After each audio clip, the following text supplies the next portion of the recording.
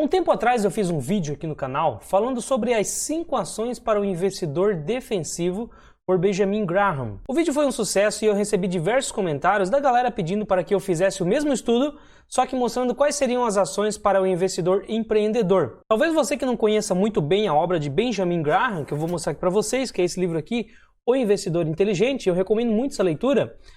Esses comentários pedindo para que eu fizesse o estudo também com o investidor empreendedor, é porque nessa obra Benjamin Graham faz uma comparação muitas vezes entre o investidor defensivo e o investidor empreendedor. O livro é bem denso, bem completo, como vocês podem ver, tem muitas informações aqui para o investidor, só que muitas vezes ele faz comparações entre o investidor empreendedor e o investidor defensivo. Qual que é basicamente a diferença que ele coloca entre os dois? Ele diz assim, que o investidor defensivo é aquele investidor que ele não quer se preocupar com a sua carteira de investimento. Então esse investidor defensivo, ele até aceita abrir mão de um pouco de rentabilidade, mas ele prefere ter uma carteira somente com ações de alta qualidade, que passe muita segurança e que realmente ele não precise se preocupar com a carteira, ele simplesmente monta uma carteira e ele é aquele investidor passivo, aquele investidor que não vai ficar acompanhando o tempo todo o mercado, o tempo todo a movimentação das ações que ele tem em carteira, o tempo todo o seu patrimônio. Ele não vai fazer isso. Esse é o investidor defensivo que ele coloca aqui no livro. Já o investidor empreendedor é aquele que aceita correr um risco maior, só que em troca de uma rentabilidade também maior.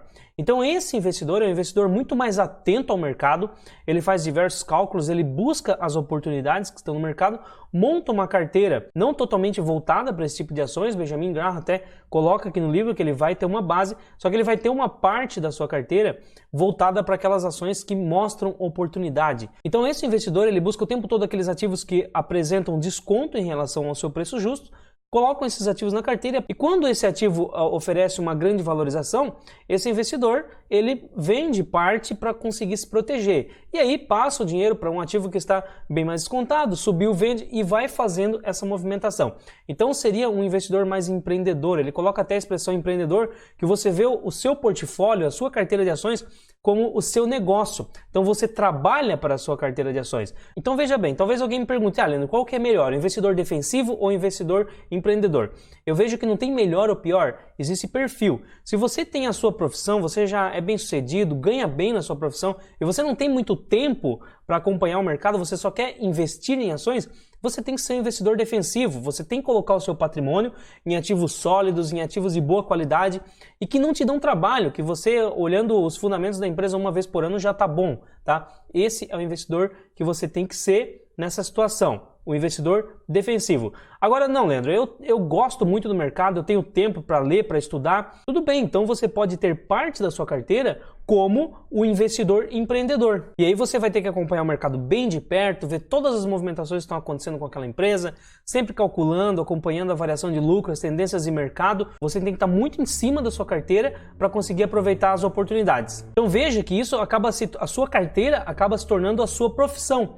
E aí é por isso que ele diz que você é um investidor empreendedor nesse caso. Então eu fiz um vídeo uns dias atrás e eu criei uma carteira baseado nas premissas de Benjamin Graham para o investidor defensivo. Se você não viu esse vídeo ainda, eu vou deixar o link aqui embaixo na descrição, tá? E hoje eu vou fazer então a carteira baseada nas premissas que Benjamin Graham coloca para o investidor empreendedor. E vamos ver quais foram as ações que sobraram. Bora para a tela.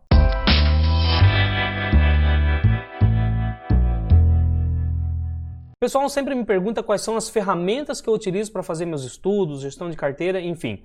Hoje eu estou utilizando a Guia Invest Pro. Vou deixar o link aqui embaixo se você quiser conhecer, beleza? Então tá, dentro da Guia Invest Pro aqui, eu tenho alguns estudos aqui que eu vou fazendo e eu vou deixando salvo meus estudos, né? Então eu tenho um investidor defensivo, que eu já fiz lá no vídeo anterior, tenho um estudo de small caps e eu tenho aqui o meu estudo de investidor empreendedor. Vamos entrar aqui então para ver como que ficou. Bom, para fazer essa seleção dos ativos ideais para o investidor empreendedor, Benjamin Graham ele coloca 6 critérios. E eu vou começar então pelo primeiro critério que ele cita aqui no livro. Ele diz que os múltiplos dos lucros das ações, ele não deve ser superior a 9. Aí sim você está diante de uma oportunidade maior. Então múltiplos de lucro nada mais é do que o PL, né? O indicador PL que a gente tanto usa aí. Então eu comecei por aí, ó. Eu simplesmente vim aqui, filtro, eu coloquei menor ou igual a 9, beleza? Filtrar. Então já começamos a seleção por aqueles ativos que têm os múltiplos do lucro, né, abaixo de 9 vezes. O segundo critério que Benjamin Graham coloca é o seguinte, que o ativo circulante ele deve ser no mínimo 50% maior do que o passivo circulante. Ou seja, o indicador que mede essa diferença a gente chama de liquidez corrente. Ativos circulantes são os direitos que a empresa tem a receber no prazo menor de 1 ano, né? Passivo circulante é tudo aquilo, as obrigações que a empresa tem a cumprir num prazo menor de 1 ano, né? E quando eu pego essa diferença entre um e outro, então eu tenho a liquidez corrente. E se eu for calcular em um ativo circulante que seja 50% maior do que o meu passivo circulante, então eu tenho que ter uma liquidez corrente de 1,5. E é esse o filtro, segundo filtro que eu coloquei aqui, né? Liquidez corrente de 1,5. Coloquei só aquelas que estão ok. O terceiro critério, então, sugerido por Benjamin Graham, é a estabilidade do lucro. Ele aconselha que nos últimos 5 anos a empresa não pode ter fechado no prejuízo. Então eu criei uma coluna aqui justamente para a gente fazer esse filtro. Lucro constante, lucro de 12 meses, né? Constante aí nos últimos 5 anos. E eu coloquei só os que estão ok. Beleza, então vamos para o quarto critério que Benjamin Graham sugere. Histórico de dividendos. Alguns dividendos atuais. Então ele diz que tem que estar pagando. Pode estar pagando há pouco tempo, mas tem que ter começado a pagar dividendos aí a empresa. Então eu coloquei aqui uma coluna filtrando somente as empresas que pagaram dividendos no último ano, tá? Então olha só. Dividendo por ação pago no último ano, nos últimos 12 meses. E eu coloquei aqui um filtro dizendo que tem que ser maior que 0. E aí quando eu apliquei esse filtro já eliminou mais uma série de empresas. No critério 5, então, Benjamin Graham fala assim, ó, crescimento de lucros.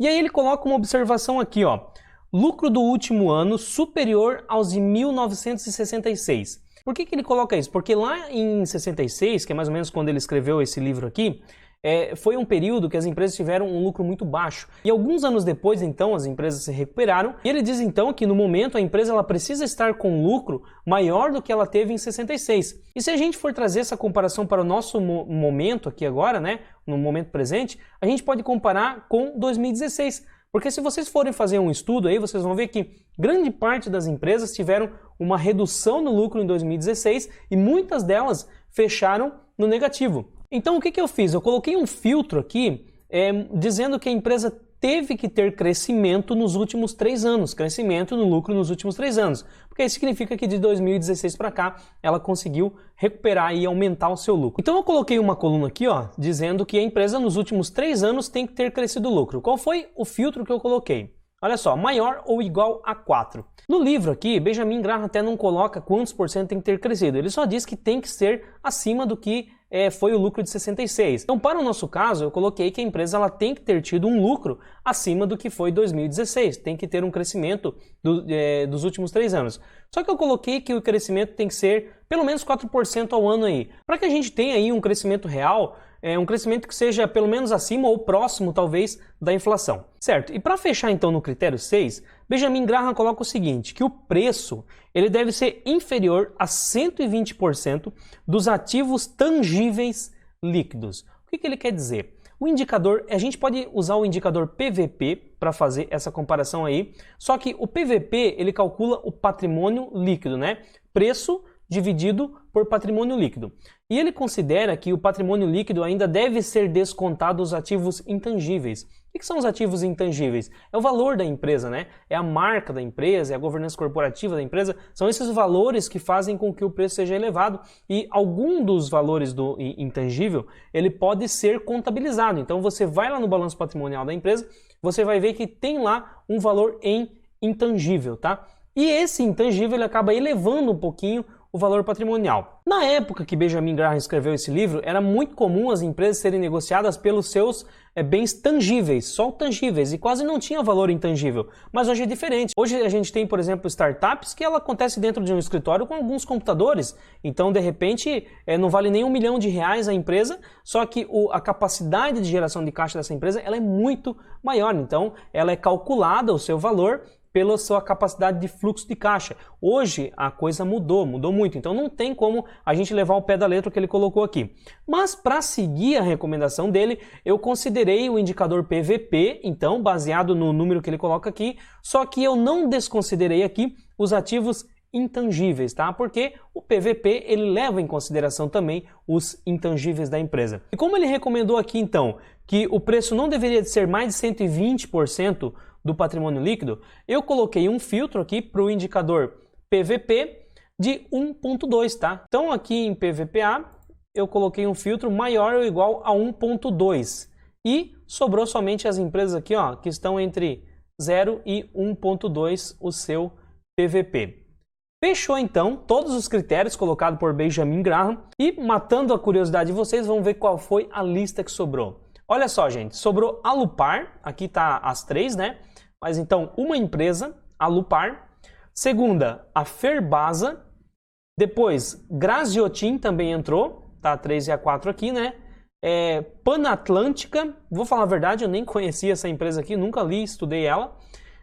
Sierra Brasil e Tarpon. Então foram 5 empresas que passaram aí nos filtros sugeridos por Benjamin Graham para aquele investidor empreendedor. Veja bem, pela teoria de Benjamin Graham, esses são ativos com um risco mais elevado, que necessita que você seja um investidor empreendedor, que você tenha apenas um percentual menor desses ativos na carteira e que você os gerencie o tempo todo. Você tem que estar de olho, tem que estar estudando, analisando para ver para onde que vai, calculando, justamente pelo fato deles serem um pouco mais arriscados. Então você precisa ser empreendedor, você precisa enxergar a sua carteira como a sua empresa, se você quiser ter esse tipo de ativo em carteira. Lembrando que isso aqui não tem interferência minha, como vocês podem ver, eu simplesmente peguei os critérios do livro, joguei na plataforma, criei os filtros e sobrou essas empresas. E o que eu estou falando aqui agora também, que o tipo de tratativa que vocês têm que ter com essas empresas aqui, também não é opinião minha nesse caso, é tirado da obra de Benjamin Graham, beleza? Então deixe aí nos comentários o que você achou dessa lista,